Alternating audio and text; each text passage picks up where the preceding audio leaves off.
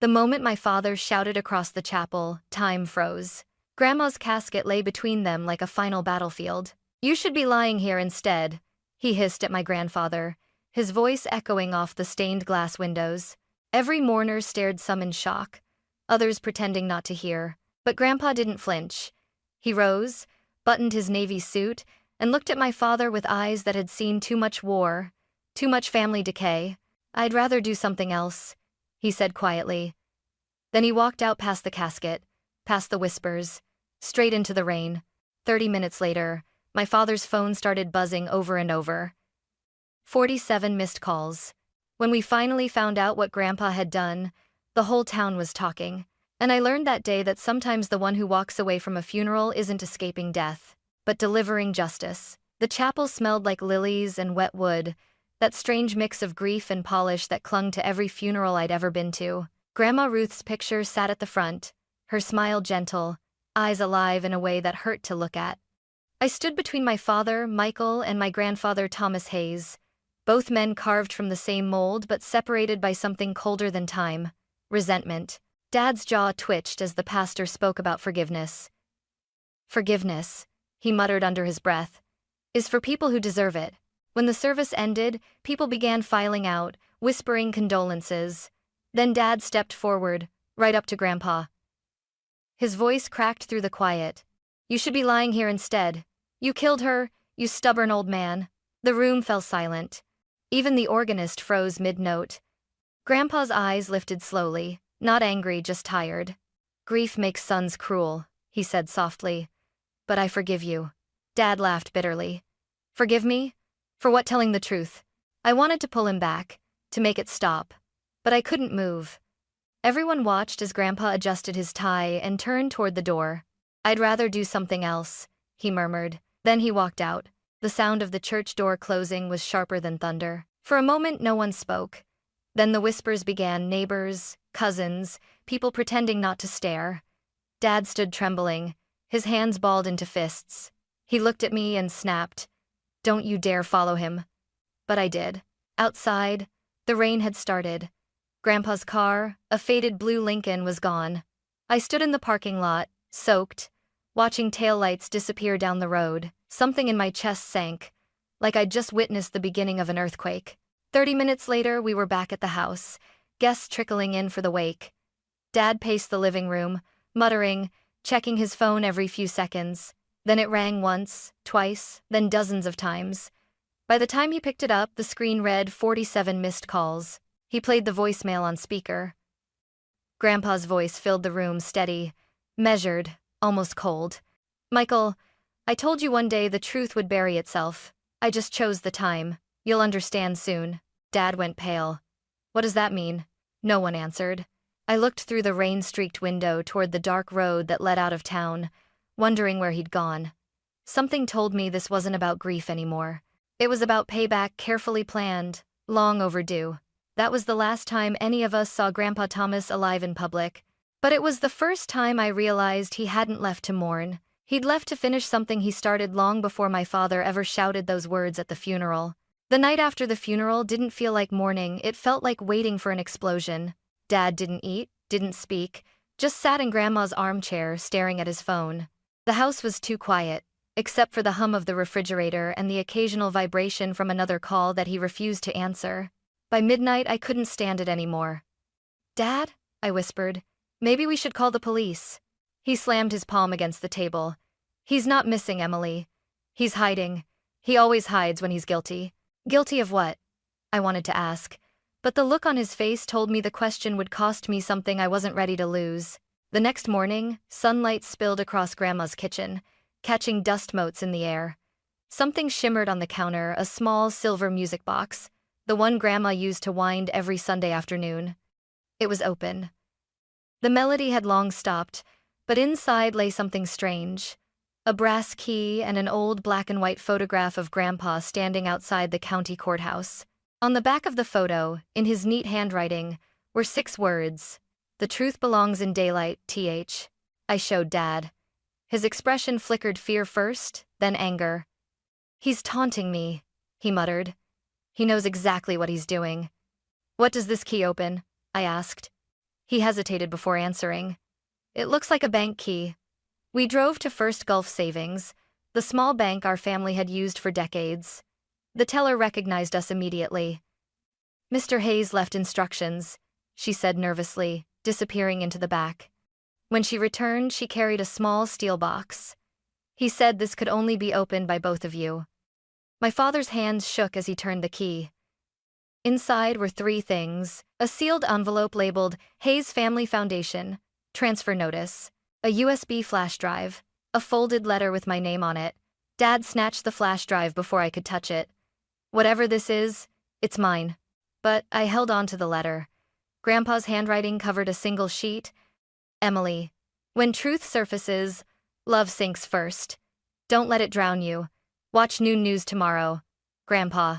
When we returned home, Dad plugged in the USB to his laptop. His face drained of color as spreadsheets and scanned documents filled the screen: court records, financial statements, and his own signature. He slammed the laptop shut. This is fake. He's framing me. But deep down, I saw something flicker in his eyes. Recognition. I unfolded Grandpa's letter again, the ink slightly smudged by my thumb. Noon tomorrow. I didn't know what kind of storm was coming, but I knew my grandfather wasn't running away. He was about to drag the entire Hayes family into the light. The next morning, I barely slept.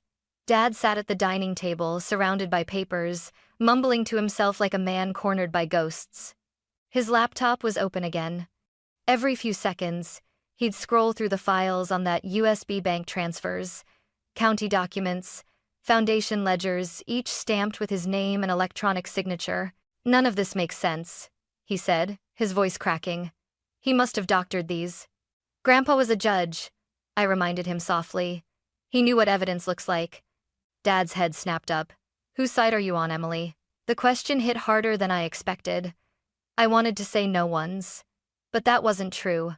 A part of me already knew whose side I was, on the one that wasn't afraid of the truth. At exactly noon, Grandpa's words came to life. Every TV channel in town interrupted regular programming. Breaking news: county fraud investigation launched into misused hospice and charity funds. Dad froze. My breath caught in my throat. The news anchor continued.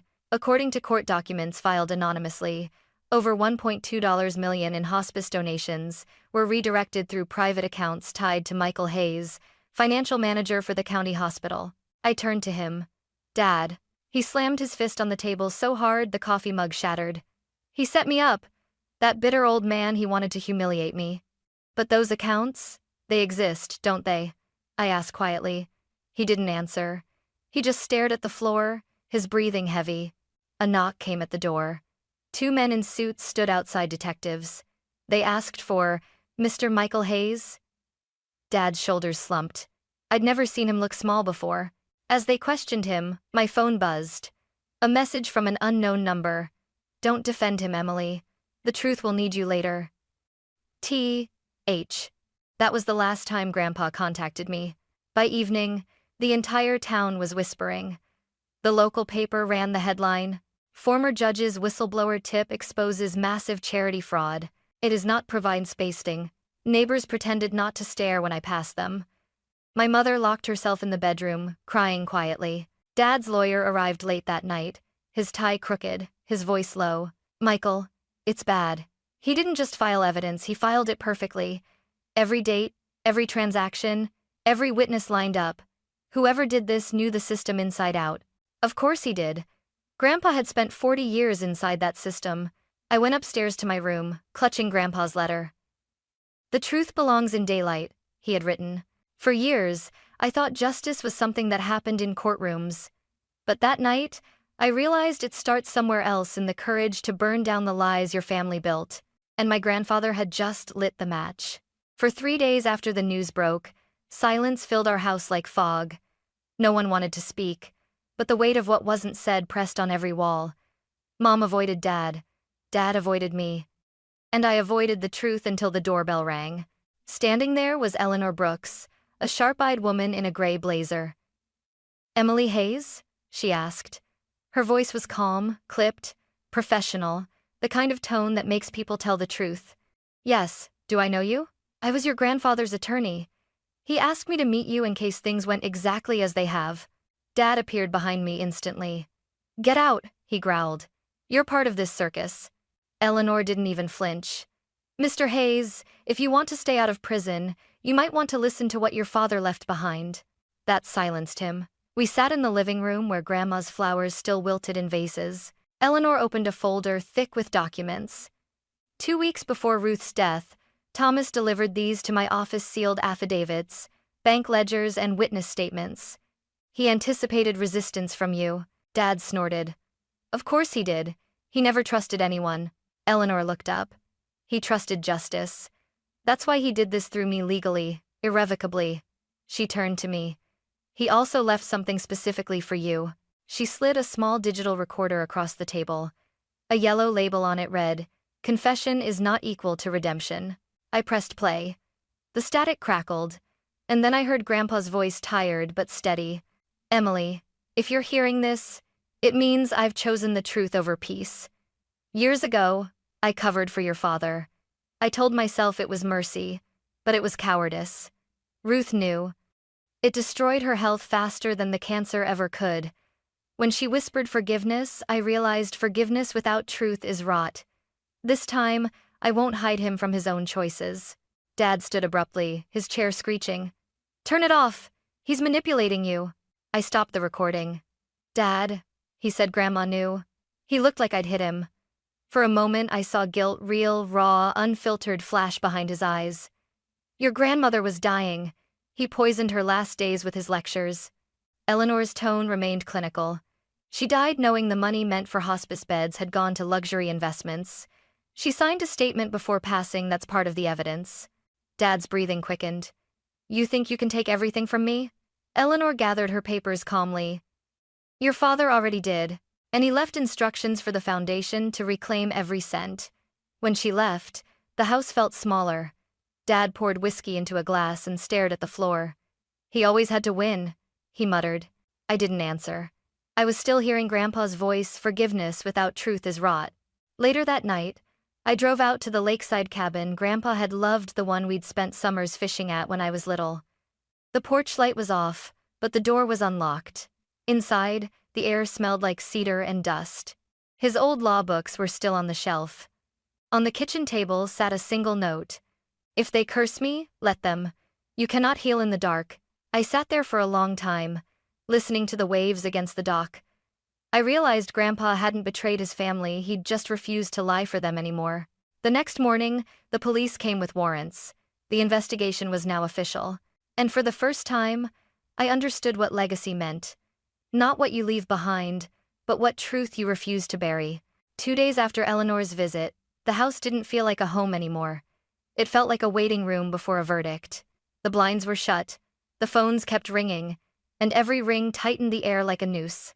When Dad's bail was set, he came home silent. But silence from him was worse than shouting. It carried shame, anger, and something else I hadn't seen before, fear. That night, as rain hit the windows, I walked downstairs. He sat in the dark, whiskey glass half empty, staring at Grandpa's framed photo. You think he's some kind of hero? He said, without looking at me. He humiliated me in front of everyone. My own father. He didn't humiliate you, I said softly. He warned you, and you didn't listen. He laughed bitter and hollow. Warned me? He destroyed me. You think this is justice? I stepped closer. What's justice then?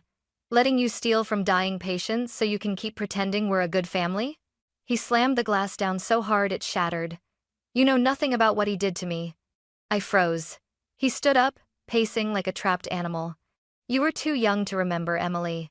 When I lost my business in 2008, he could have helped me. He had money, savings, investments, power. But you know what he said? His voice cracked. If you want to build something, build it honestly. Honest doesn't pay the mortgage. Honest doesn't save your wife's hospital bills. My voice trembled. So you fixed that by stealing hospice donations? From people who were dying, Dad? He turned away, gripping his hair. I didn't steal. I borrowed. I just lost track. Things got mixed. One payment became 2, then 10. And suddenly I couldn't stop. I was going to fix it before he what? Before he exposed you? The lightning flashed outside, white and violent. His eyes glistened, but not from remorse, from fury. He always wanted to make me look small.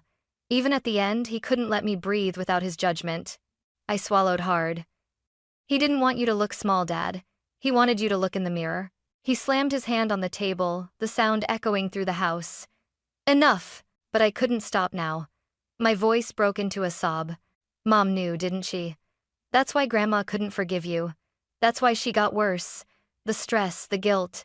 Stop it. She begged you to stop, didn't she? Dad's eyes filled with tears, the kind you hate seeing because they make you remember that even the monsters you fear were once human. He sank into the chair, head in his hands. She begged me, he whispered. Said I was killing her. And maybe I was. But I couldn't crawl back to him, Emily. I couldn't let Thomas Hayes watch me fail again. For the first time in my life, I didn't feel anger. I felt pity. My father, proud, furious, broken, was still that little boy begging his father to say, I'm proud of you. I took a breath. Then stop the cycle. Admit what you did. Before it kills you too. He looked up, his eyes bloodshot. You sound just like him. Maybe that's not a bad thing. The front door opened suddenly. A cold draft swept in. Eleanor Brooks stood there, soaked from the rain. Emily, I need to speak with you. Privately, Dad barked. Not another word in my house. Eleanor ignored him. Thomas Hayes is at St. Joseph's Hospital. Heart complications. He's asking for you. My breath caught. Me? He refuses anyone else. I didn't even grab my coat. The hospital smelled like disinfectant and endings. Machines beeped softly in rhythm with my heartbeat. Grandpa looked impossibly small in the bed, oxygen tubes tracing his face like fragile wires, but his eyes, sharp, clear, unbroken, met mine. You came, he rasped. Of course I came, I said, trying not to cry. He smiled weakly. Good. Your father? At home, I said. Drinking. Angry. His nod was almost imperceptible. So he's alive enough to hate me. That's something. I sat beside him, clutching his frail hand. You knew this would happen, didn't you? You knew he'd hate you for it. He closed his eyes, exhaled slowly. I knew I'd lose him either way. But at least this way, I lose him to truth, not rot. Tears blurred my vision. You destroyed your own son. No, he whispered. I freed him from pretending to be good. I shook my head. You could have just talked to him. He smiled faintly. I tried for 40 years. Sometimes silence answers better than words. Then he turned to his bedside drawer, trembling fingers pulling out a sealed envelope. This is for you. I opened it, property deed, Hayes Lakeside Cabin. Signed over to my name. Why? I asked, voice cracking. So you'll have something untainted. Build something new. He squeezed my hand weakly. Don't let his bitterness bury you too. I started to speak, but the heart monitor screamed a shrill, mechanical cry. Nurses rushed in. I was pushed aside, helpless. Stay with me, Grandpa. Flatline.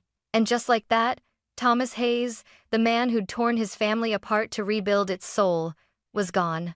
In the hallway, I stood drenched in tears, watching the light above his room flicker from yellow to red.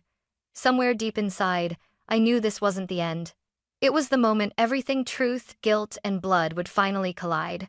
The morning of the will reading felt surreal. Rain tapped softly against the courthouse windows, the same kind of rain that had fallen on Grandma's funeral. Maybe it was poetic justice, the sky mourning one last time for a family that had torn itself apart. We gathered in a mahogany-paneled office downtown. The air smelled of paper and polish, the kind of scent that comes with finality. Dad sat across the table from me, pale, sleepless, his hands trembling on the armrest. His lawyer whispered something in his ear, but he wasn't really listening. Eleanor Brooks entered with a leather folder. This is the last will and testament of Thomas Henry Hayes, she announced. Her voice was steady, almost ceremonial, every word cut like a scalpel. To my son, Michael Hayes, I leave forgiveness but no inheritance. A man must build his own fortune if he wishes to value it. Dad's face went white. He gripped the chair so tightly I thought it might snap. To my granddaughter, Emily Hayes, I leave the lakeside cabin, as a reminder that peace is something one must maintain, not inherit. I felt everyone's eyes turn toward me. I didn't want the cabin not like this. But it wasn't about property. It was a message. Eleanor continued, her tone softening slightly. The remainder of my estate, including financial assets, investments, and real property, shall fund the Ruth Hayes Hospice Foundation, a nonprofit dedicated to providing end-of-life care for families in need. The foundation shall be co-managed by Emily Hayes, under legal counsel of Brooks and Mason Law. For a long time, no one spoke. The only sound was the slow ticking of a wall clock, counting down to the moment my father finally snapped. He stood, voice trembling but venomous. He gave you everything. Everything I worked for. You think this is justice? I met his eyes. They were wild, desperate, not angry anymore, just lost. He didn't give it to me, Dad, I said quietly. He gave it to Mom, to every mother who died waiting for the care she deserved. He stared at me, stunned as if the thought had never occurred to him. His lips parted, but no words came out. Eleanor slid a final page across the table. There's one more clause. Mr. Hayes stipulated that all misappropriated funds from his son's accounts will be reclaimed through the Foundation's restitution fund. Voluntary cooperation is advised. Dad sank back into his chair, deflated. His lawyer whispered something again, but he didn't react. He just whispered under his breath. He won. I wanted to tell him it wasn't about winning, but the truth was, it was. Grandpa had beaten him, not out of spite, but out of love twisted into something sharper. Accountability. When the session ended, Eleanor handed me a folder with my name embossed in gold. Director, Ruth Hayes Hospice Foundation. Outside, the rain had stopped. The sun broke through the clouds in thin, trembling beams. For the first time in weeks, I let myself breathe. Grandpa had taken everything, money, pride, illusions, and turned them into something that might finally heal what he couldn't fix in life. And whether my father saw it or not, this was his redemption written in legal ink. 3 months later, the courthouse felt different. Not cold, not intimidating, just inevitable. The local paper called it the Hayes case, a family divided by justice. Everyone in town knew the story now, how the retired judge exposed his own son, how the granddaughter became the unexpected heir. I walked through the marble hallway in a navy suit that didn't quite feel like mine. The press cameras clicked like insects. Dad was already there, seated beside his attorney. He looked smaller than I remembered, the kind of small that doesn't come from age but from exhaustion. When the bailiff called his name, Michael Hayes versus the state of Florida, my stomach twisted. He rose slowly, the same way Grandpa had at Grandma's funeral, except this time, there was no strength behind it. The prosecutor outlined everything: embezzlement, falsified ledgers, charity fraud. Each charge sounded less like a legal term and more like an obituary for the man I'd once called my hero. I kept my eyes on the floor, but when they called me to the stand, I felt every eye in the room shift toward me. Miss Hayes, the prosecutor began gently, did your grandfather ever discuss these allegations with you before his passing? Yes, I said, voice trembling but firm. He told me he wasn't protecting our name anymore. He said, a good name means nothing if it hides a bad truth. A murmur rippled through the gallery. Then came the defense. Dad's lawyer painted a portrait of desperation, a man trying to support his dying mother, pressured by a perfectionist father. I almost pitied him, until I remembered the hospice records, the missing donations, the patients who'd never received care. When it was his turn to speak, Dad looked at me instead of the judge. I didn't want to hurt anyone, he said, voice breaking. I just wanted him to see I wasn't a failure. For the first time, he sounded human again, not cruel, not defensive, just broken. The judge, a stern woman with gray hair and steady eyes, read her verdict slowly. Michael Hayes, this court acknowledges your cooperation and the restitution through the Ruth Hayes Foundation. However, no measure of charity undoes betrayal. You are hereby sentenced to 5 years probation, full financial restitution, and permanent removal from public office. The gavel struck once, a clean, final sound. As people began to stand, I realized I was crying. Not for punishment, but for release. The cycle was finally breaking. Outside, reporters swarmed. One shouted, Emily, how do you feel about your grandfather's actions? I wiped my eyes, met the cameras, and said, he didn't destroy our family. He disinfected it. For a moment there was silence, then flashes erupted, recording every word. I turned toward the courthouse steps, the same sun spilling over me that had shone on Grandpa's funeral. And for the first time in my life, the name Hayes didn't feel like a curse. It felt like truth cleansed, scarred, but finally honest. A year later, the garden around Grandma's grave bloomed brighter than I'd ever seen it. The roses, the same ivory kind she used to plant every spring, swayed gently under the late afternoon wind. Beside her headstone now rested another simple granite. No flourish, no epitaph beyond his name. Thomas Henry Hayes, the truth belongs in daylight. I knelt between them, brushing fallen petals from the soil. "You did it, Grandpa," I whispered. "You both did." For months after the trial, our family name had been dragged across every headline, every whispering dinner table in town. But time has a way of softening scandal when there's good left in its wake. The Ruth Hayes Hospice Foundation had become something real, and working there changed me. We'd helped 47 patients in our first year, providing care for families who couldn't afford a single night of hospital fees. Each time a mother held her child's hand through their final breath, I felt like Grandma was there, calm, graceful, unafraid. Some days I'd still catch myself expecting Grandpa's voice, that low, unwavering tone saying, "The law can punish the crime, but only truth heals the wound." He was right. Because truth hadn't just healed this family, it had remade it. Dad kept his distance for a while. His probation required him to work with community outreach, ironically under the same foundation that bore Grandma's name. I didn't know if that was justice or poetry. Maybe both. Then, one afternoon, an envelope arrived at my office. No return address. Inside was a handwritten note on plain paper. "Emily, I watched the foundation's anniversary on TV. You looked so much like your grandmother. I'm proud of you.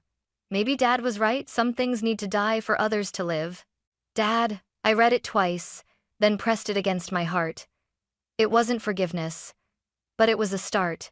That evening, I drove to the lake cabin, the one Grandpa left me. The water was still, painted gold by sunset. His old rocking chair creaked in the wind like it was waiting. I sat there, closing my eyes, listening to the soft hum of cicadas. For the first time since the funeral, I felt peace, not the empty kind that comes from forgetting, but the full, aching kind that comes from finally understanding.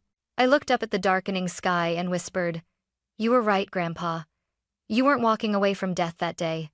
You were walking toward the truth. And maybe that's all any of us can do, walk toward it even when it burns. Because in the end, love doesn't survive by staying quiet. It survives by being honest." Sometimes the one who walks away from a funeral isn't escaping grief, they're carrying justice with them.